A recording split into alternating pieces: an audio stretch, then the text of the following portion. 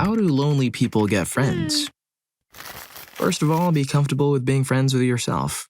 You have to be able to live your life happily by yourself. Do what you enjoy, try new things, smile, and be able to find your own company, something that makes you happy. Then, while you live life, doing things, trying things, make sure you seem open to other people and approachable. Smiling, posture, eye contact, etc. Also, strike up conversations. It's not weird to overthink something as simple as hi. What's the worst that will happen? They'll walk away. If talking is hard, make sure what I said about being approachable is key. Most likely, if you meet someone doing something you enjoy or just doing regularly, they will also be interested and may have similar interests. So if the conversation happens, make sure it's not too forward and uncomfortable, but also make it so it doesn't seem like a passing conversation, but more of a meaningful one. Really, just be happy with yourself and create a good vibe around you, and don't fear others. Have a nice day. I hope you smile. This advice is great for extroverts, but for introverts, it's basically a recipe for social anxiety. Story 2. I'm at retirement age and I wish I knew the answer to this. I'm also on the autism spectrum. ASPI is an outdated term, and it just complicates things significantly. I texted someone today, asking if I could text them tonight to chat. I know they received it. They check their phone constantly, but they simply didn't reply. This hurts deeply. I think I simply don't understand friendship. I don't feel close to anyone and don't feel loved by anyone at all in this life. If you received a good answer, OP, please share. I've been dealing with this for a long time and I'm often incredibly lonely. Story 3. I'd call myself more of an ambivert. I traveled abroad with a group during college. I knew two of the people going because they were in the same program as I was. One of these was definitely lonely. I say this because she said as much and still says as much on social media. When you travel with a group, you tend to get close really fast because you're spending all your time together doing things, often usually outside of your comfort zone. This was certainly no less true with our group. There were maybe 13 of us total. Maybe on the fourth night, out of the 2 weeks total, 4 or 5 of us were hanging out in our hotel room, which was connected to a second bedroom where the bathroom was. I walked into the other room to get to the bathroom, only to find, let's call her Anna, crying on the bed. I was surprised and asked her what was wrong. She confided that she was lonely and feeling really left out because we were all getting really close and hanging out and she felt excluded. I assured her that there was no attempt to exclude her. I was really sorry if she felt that way. We were all getting to know each other and she was always welcome to join in. We were all in this together, after all. All she had to do was just that, come join. She seemed to feel better, so I gave her a hug and told her I'd meet her in the other room after I used the restroom. Fast forward to the next few days or weeks or months. She turned into a stage 5 clinger. I was happy in the day or two after that. I could tell she was making more of an effort to join into things, but she took it to an extreme I never expected. She'd constantly wait for me and follow me everywhere. We'd all be sharing stories in the bus, and she would pretend that she was there for certain things we knew she wasn't, to the point that there was more than one occasion she would say she had this interesting interaction that we knew for a fact that wasn't hers, but someone else in the group, who would be sitting right there. Like, how could you think we wouldn't know that wasn't you? She changed her profile picture to a picture of her and me on Facebook. When we had gone back to the States, she'd start leaving class with me and following me to my next destination without an invite, making it awkward to the point that you felt like you had to. She'd hover over people as they were making plans in order to make the case that she was part of the plans or planning. It was the weirdest, most uncomfortable thing. So this is all to say, please do not latch onto an extrovert. Joining into things is very different than forcing your way into things. You know you've made a new friend when they start mirroring your every move and then some. Story 4. Hardest thing I ever did was walk up to a stranger in a nightclub, sit beside them and start talking to them, but that one act changed my life and led to so many wonderful things. Being once the same person as you, I'll say this. Get yourself out into as many different situations as you possibly can. Walking and jogging groups, join a squash, sailing, kite flying, tennis or book club, volunteer for a soup kitchen or your library or local museum, whatever floats your boat. On Saturday mornings, take a Friday night job in hospitality, instant friend group, start driving an Uber so you can get used to the idea of random chatting. Another instant way to meet people, get or borrow a dog and go for walks in the park. Sit on the bench for a while. Guaranteed someone will join you on that bench and start chatting. It's good practice to put yourself at ease in a casual social situation. If you find the words sticking in your throat, think about the person you really are in your head and let some of that goodness out. It gets easier and easier the more you practice. Also, ask questions. It shows you're interested and people will respond to the genuineness. When you've done some chatting, ask if the person wants to catch up for a coffee outside of the usual meeting place or see a movie you've both been talking about. Or meet up for a drink on Friday night at your local bar. Not all the people you meet will stick. Some you'll wish you never started talking to. Some will hurt your feelings and ignore you or even be rude and dismissive to you, but the ones who do stick, it's a game changer. Good luck, fellow Solex. Story 5.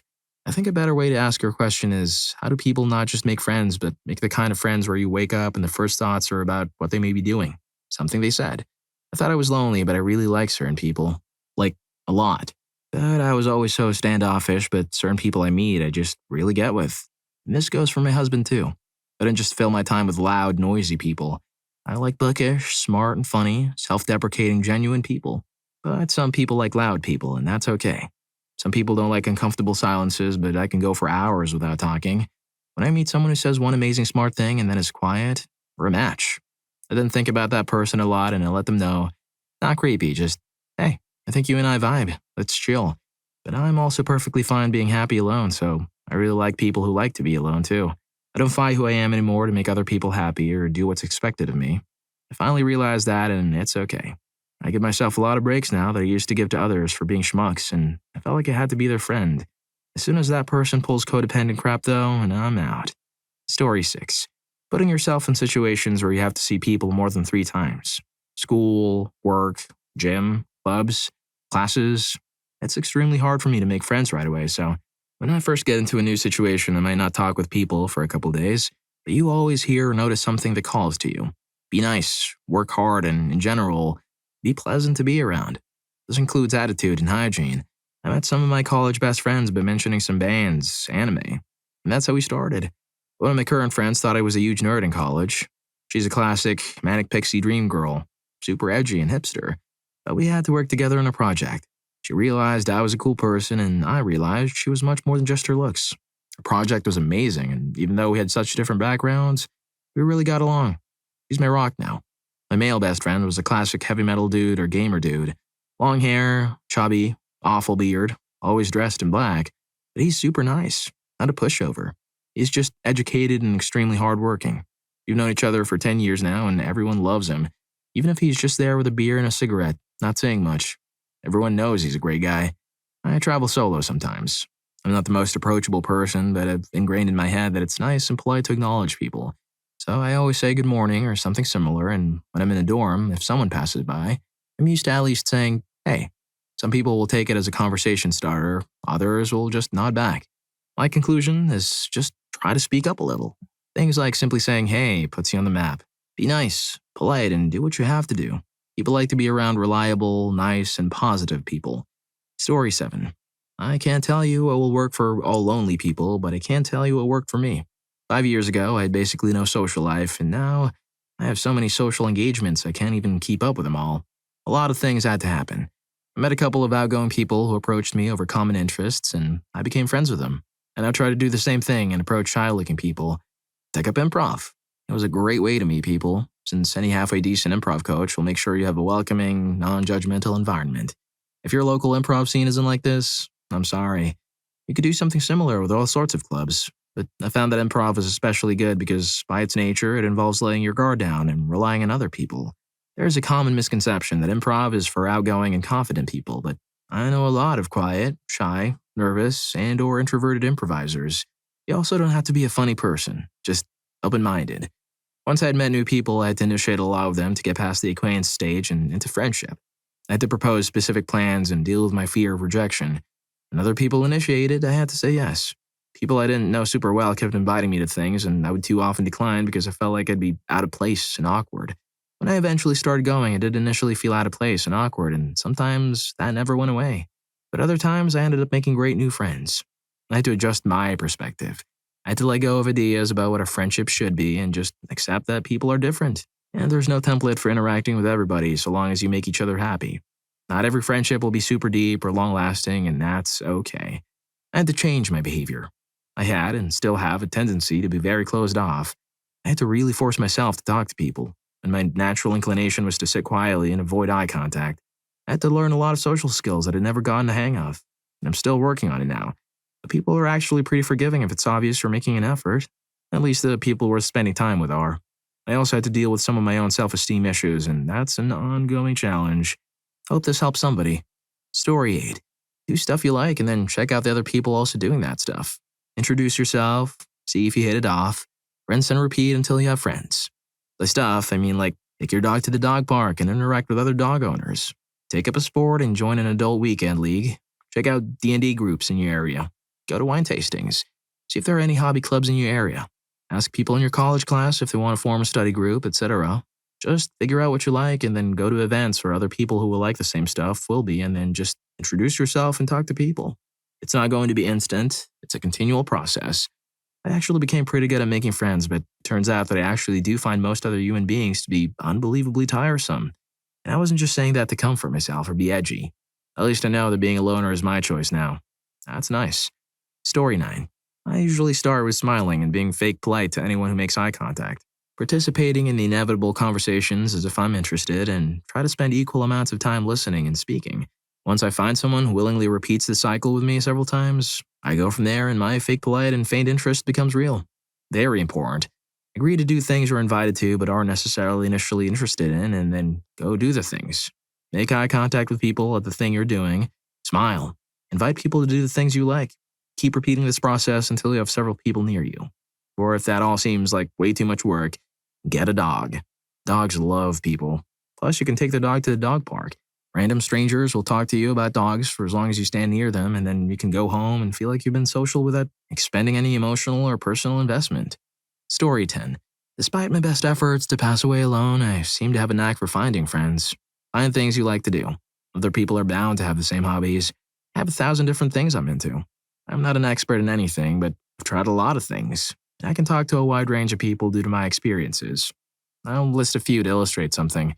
Aviation, boating, sailing, kayaking, hiking, camping, archery, guns, climbing, travel, beer, cooking, PC builds, programming, video games, reading.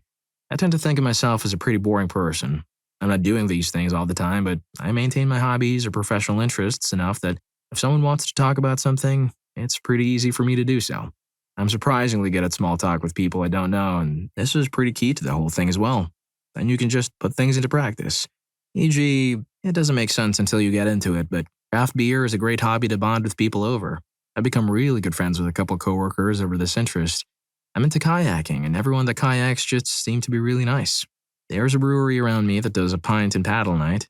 Seems like a pretty easy way to make some new friends if they ever want to make that hour-and-a-half drive in a weekday.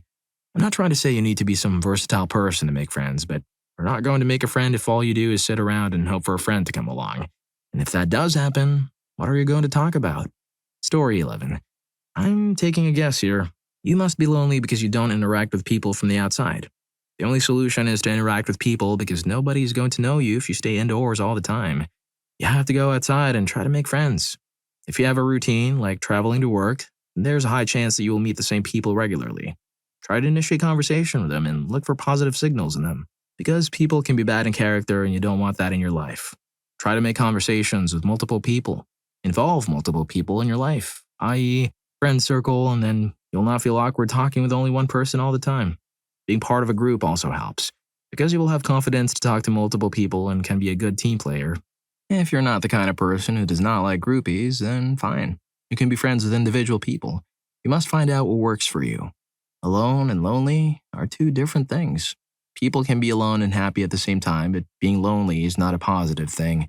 Do things that will expose you to the outer world and its people, and when time passes, you'll have had incredible experiences and friends. Good luck in your future endeavors. Story 12. If you find out, let me know, because I literally don't have a single friend. Looking at me, you wouldn't know it, or probably even believe it because I look like such a sweet girl, but in truth, I have crippling anxiety and all my friends have abandoned me because they never understood that some days I just can't go out, let alone come over to their house while there would be other people. They thought I was just ditching them, when in reality I was having panic attack after panic attack, debating whether or not I should check myself into the hospital to get anti-anxiety medication. I feel like I'm too much of a burden to even have friends. I'm usually fine without them, but I get so depressed whenever I go out and have a really nice conversation with someone. Then I go home and feel so lonely and empty. Just the other day, my doctor told me, you know that you'll never get these years back, right? You're wasting them. You're so young and you don't date or socialize. And it depressed the hell out of me. I need a friend who understands. If they understand me, I'll always understand them and be there for them, but unfortunately, I always come across as selfish because of my anxiety. Whenever I tried to tell them the actual reason of why I do the things I do, I was never believed. I've considered going on one of those friend dating apps, but like I said, I kind of feel like I'm not even worthy of having one. Story 13. Lots of great advice in here. And I'll add what really helps is putting yourself in situations where you would normally never put yourself. Not like go to the shady part of town at 3 a.m. and meet some shady people, but as an introverted loner, you'd probably never be the first to say hi to someone in a public setting. Just start with super simple things like if you see someone with a band or video game you like and their clothes or backpack, or something, just force yourself to say, "Oh, that's a really awesome bag or shirt or tattoo." You're going to feel stupid. You'll probably screw up the delivery, but in most cases, the worst case scenario is the other person gives a confused smile and mutters a thank you. But that's okay. The biggest problem introverts have is getting past the crippling feeling of knowing you said something stupid and now the other person thinks you're stupid and God, why did I say anything? I need to get the hell out of here. You can even start with just making eye contact and don't immediately turn away. First smile and maybe head nod and then look away. It's all about practicing interacting with people. It feels super weird and dumb, but you just have to push yourself out of your safe zone or nothing will ever change. You can do it. Just baby steps. Story 14. As a gamer, I prefer to be the type to have no friends. I assume that classifies me as a loner. Annoyingly, though, it seems that I do draw some interest from people that want to hang out, and begrudgingly I do, but end up enjoying the time out anyways. Back to the original point, how to make said friends. This is how I involuntarily do it. Put yourself in a powerful position. I work in a management position in my job, and I also am the best referee in our basketball community. I also am a grand champ in Rocket League, which puts me in top 0.5% global. This is all relevant. When you put yourself in a position where people watch what you do, utilize that.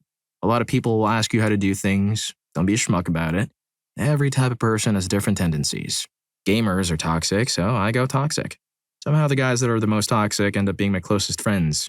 As a basketball referee, the best thing you can do is listen to what everyone is complaining about and work with them to make the game better. As a person in charge of work, I find myself working with a ton of ex-criminals, and to be honest, they're the most honest people you can find. Maybe not the most correct, but definitely the most honest. They'll tell you how they see it. All they need is someone to hear them out. You don't have to agree, but they do need to tell their story. All in all, I'm saying in every situation you're put in, find the tendencies. Capitalize. Put yourself in a position where people come to you for help. Then you can show them the side of you that you want them to know. Work on that. Because if they do end up being close to you, they're open to who you really are and what you haven't shown them yet. I know this looks like I'm trying to make me cool, but I'm honestly not. You're welcome to roast me, though. I honestly don't care. If you're enjoying the video, don't forget to hit that subscribe and like button for more videos like this. Story 15. Story time. I used to get myself into very codependent relationships because I had low self-esteem and didn't think I was very likable. Anyway, at the end of my last long-term relationship, I was completely lost and hit rock bottom.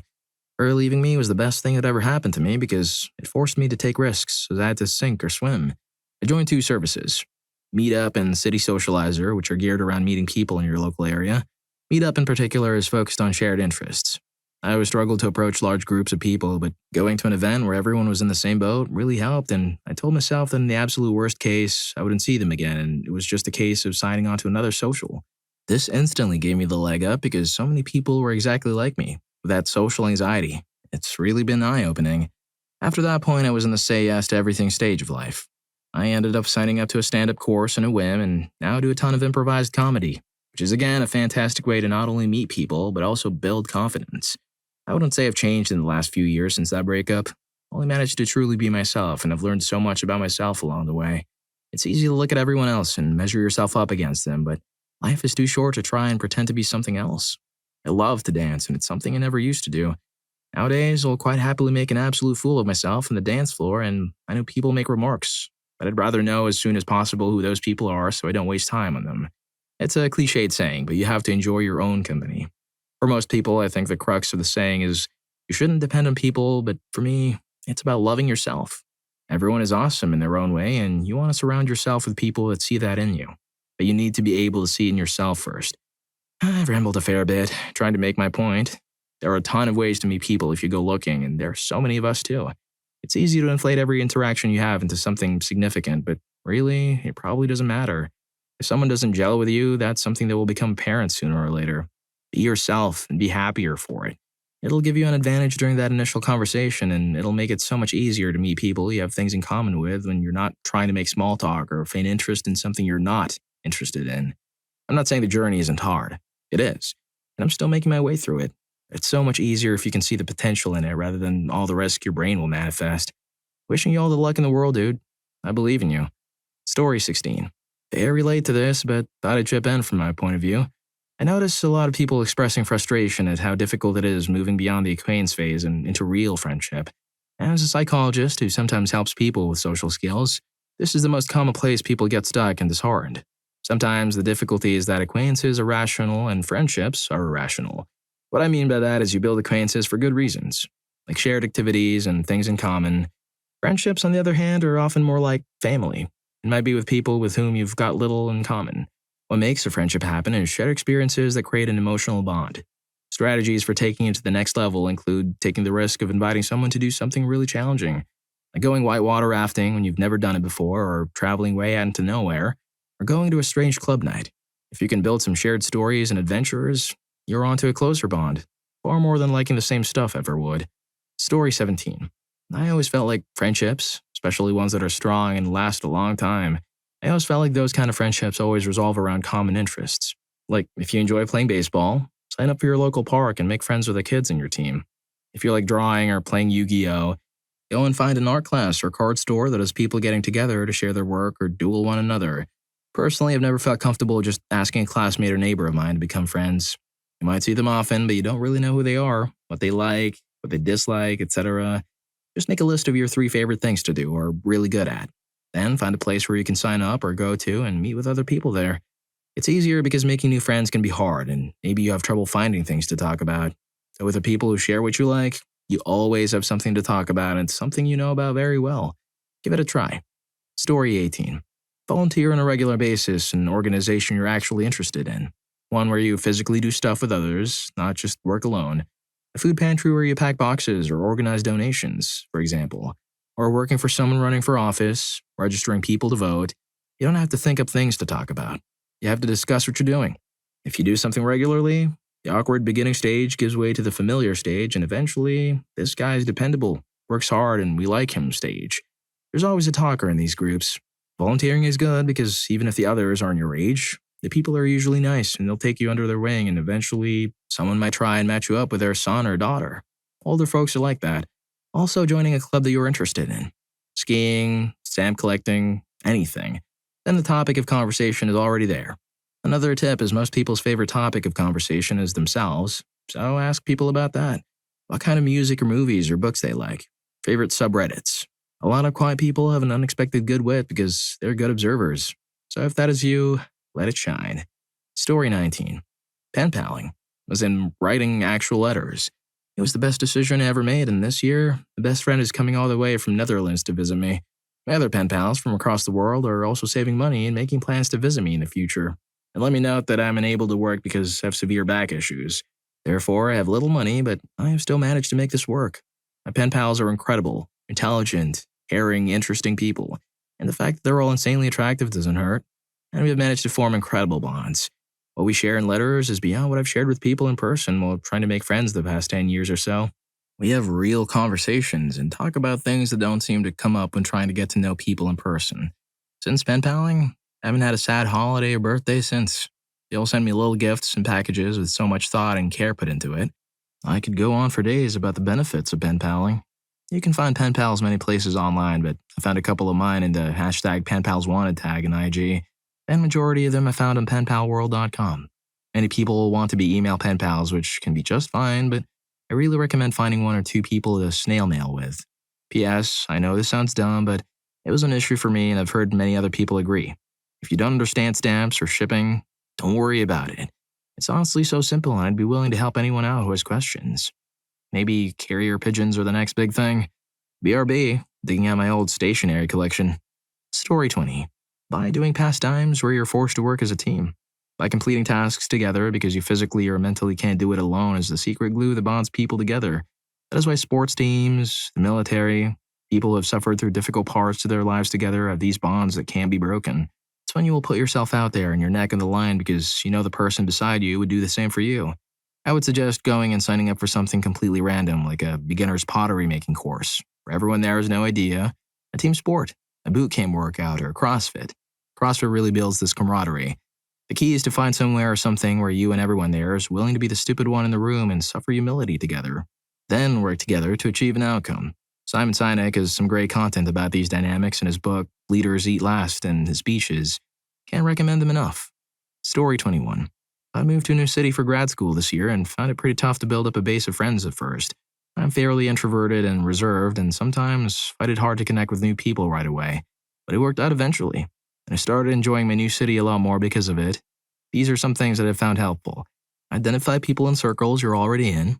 Grad school, in my case. Could be work, a religious org, neighborhood, extended family, etc. Who you'd like to get closer to and be intentional about pursuing a stronger relationship, while acknowledging that it might not work out, and that's fine. Who knows what they have going on in their life? If you don't already have many opportunities to be around people built into your life, there are lots of ways to find them, and different ones will appeal to different people. It's not always easy to find a good one and preserve it, even if it takes a while to make connections. But keep at it. Cast a wide net. Some things that were good for me were life drawing classes, which tend to involve some chatting and drinking and volunteering. Even when I haven't made friends who I see outside those activities, they have some social structure to my week, and I did meet people who I looked forward to seeing each time. Don't be afraid to reach out to people, however you know them, for coffee or drinks, even if it feels kind of out of the blue or you're afraid of imposing on them. It usually turns out that other people are lonelier than you realize and will likely appreciate the invitation. If someone doesn't reciprocate interest, it's easy to get shaken by a sense of rejection. Try to remember that you haven't lost anything by trying. If you hadn't reached out, you would be equally not really friends, so no harm. Ask for contact info when you meet someone you get along with. Facebook feels like a smaller ask than a phone number to me. Then, if you can, send follow-up links or comments. For instance, if you mentioned an article or a podcast or a TV show, etc., that they might like in conversation, send a link. If vice versa, reach out to ask about that cool thing they brought up or send them an article that made you think of them. Whatever. It's just a way to stay in touch and build a relationship and lay some ground for hanging out again. If you have a birthday or some other occasion coming up and it's not too terrifying to do so, use it as an occasion to invite a couple people to a pub or something, or even just to go to lunch with coworkers you'd like to get closer to. This can take a while, and that's okay. Story 22. Extreme anxiety and socially awkward person here. I've dealt with social anxiety my whole life. I didn't have any friends all through elementary school or high school. The friends I did have were people who felt bad enough for me to try to include me. You have two options. You can wait around until extroverts adopt you. This can be effective if you join groups with common interests like rock climbing, music, usually task-oriented activities that make people feel comfortable talking to you. Eventually, someone friendly will come along. You can speed along the process by working on yourself, being someone who people would enjoy being around, being a nice friend, etc. Or you can do what I did. I got so tired of people deciding who my friends were and being lonely that out of desperation, I just forced myself to be extremely friendly and outgoing. Just force yourself to talk to people anywhere and everywhere. Some people will think you're weird. Who cares? Eventually, you'll find people who want to be your friend. Just say hi to people. Comment on things that are going on, things they're doing. They appear to have a chat and then have a card or get their phone number and offer to get together again. You'll strike out a lot, but you'll inevitably find friends and you'll gain practice and get better at it. It's literally that easy. Again, you can help the process along enormously by working on yourself, your appearance, your personality, your skills and talents that make people want to be your friend, but you have to go out of your way to meet people. Story 23. 2 strategies. Lonely extrovert. Figure out what kinds of traits you're seeking in a companion. Do you want someone conversational, interesting, exciting, funny, intelligent, tall? Figure it out. Make a list.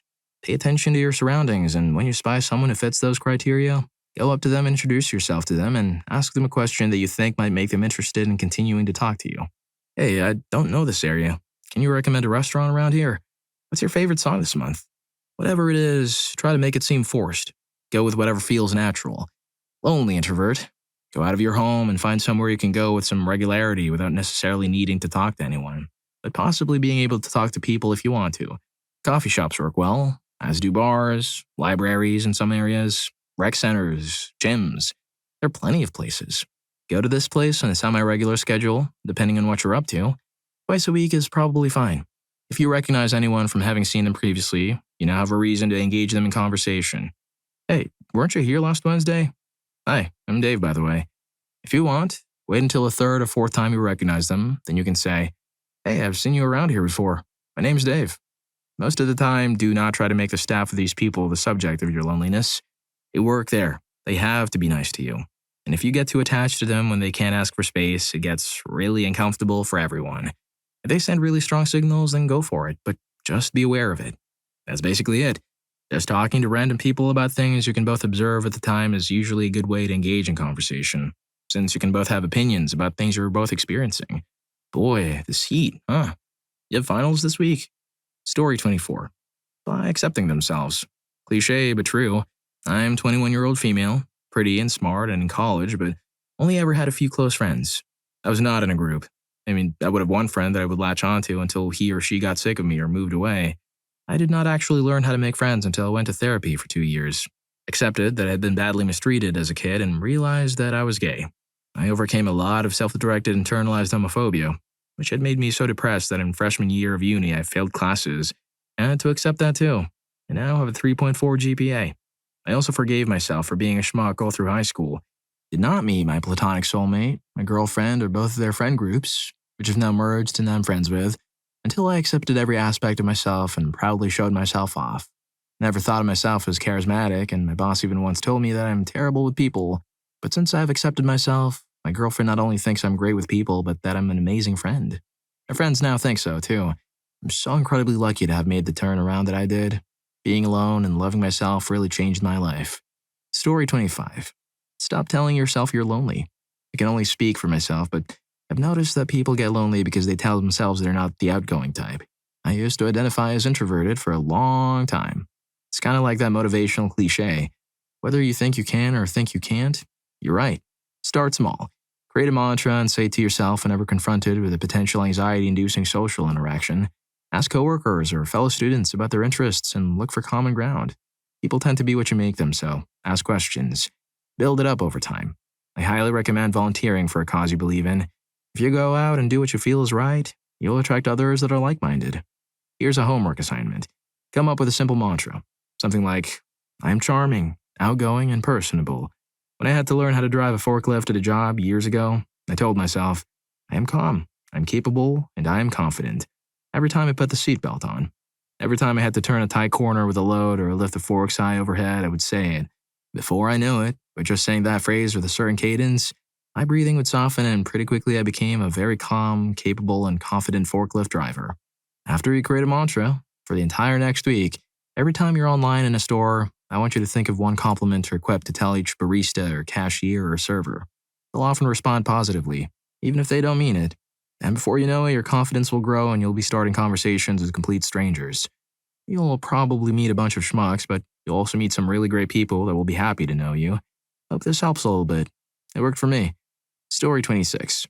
Most sociologists agree on 3 conditions necessary for people to form close friendships.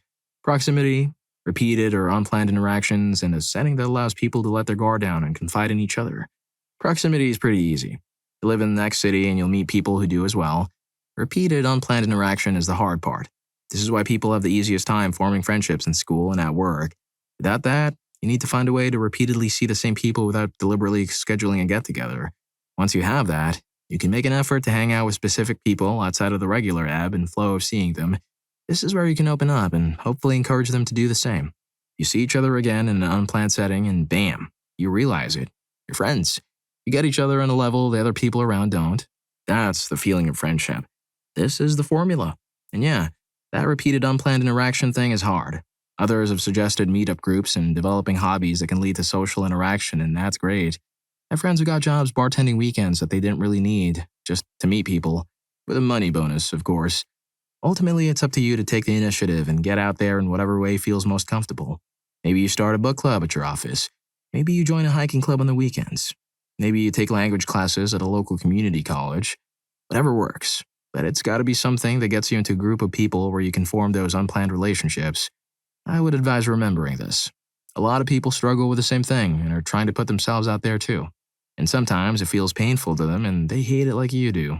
But at the end of the day, there are so many people looking for connection and relationships. Why shouldn't they be friends with you? Well, if you like these stories, here's more. YouTube thinks you're going to love this. Catch you in that video.